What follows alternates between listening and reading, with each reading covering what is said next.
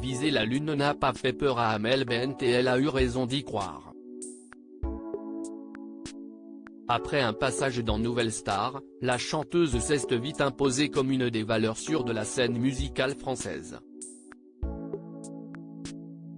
Devenue coach dans The Voice, l'artiste de 36 ans a sorti son 7e album, Vivante, en octobre dernier, opus dont elle a récemment fait découvrir un nouvel extrait avec le titre Losa. Avec une telle carrière, Amel Bent avait donc toute sa place dans le canapé rouge de Michel Drucker qui l'a accueilli ce dimanche 19 juin dans son émission Vivement Dimanche. Son succès, Amel Bent le doit évidemment à son talent mais peut-être à son nom de scène aussi, mûrement réfléchi. Si Michel Drucker avait fait ses propres recherches, son invité lui a vite emboîté le pas pour expliquer sa décision. Ses origines maghrébines n'y sont pas pour rien.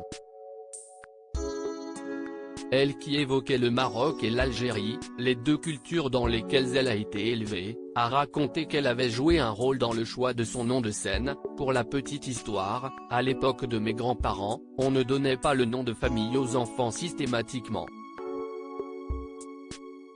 On les appelait en disant par exemple Rabia, la fille de Bachir.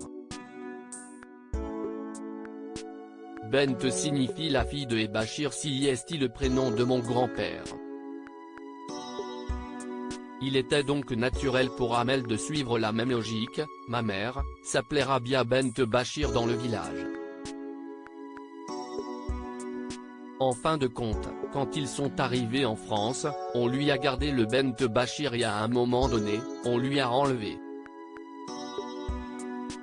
Moi, je trouvais ça trop beau réintégrer le Bent dans mon patronyme. En s'appelant ainsi, Amel Bent a donc rendu le plus beau des hommages à sa maman. Elle-même mère de 3 enfants, Sophia, 6 ans, Anna, 4 ans et un petit garçon né en avril dont le prénom est toujours gardé secret, Amel Bent ne peut que comprendre à quel point le rôle des parents est difficile mais ô combien puissant. Surtout pour Amel Bent qui doit désormais conjuguer sa carrière de chanteuse et sa vie privée seule, son compagnon Patrick Antonelli étant incarcéré depuis le mois de mars à la maison d'arrêt de Nanterre.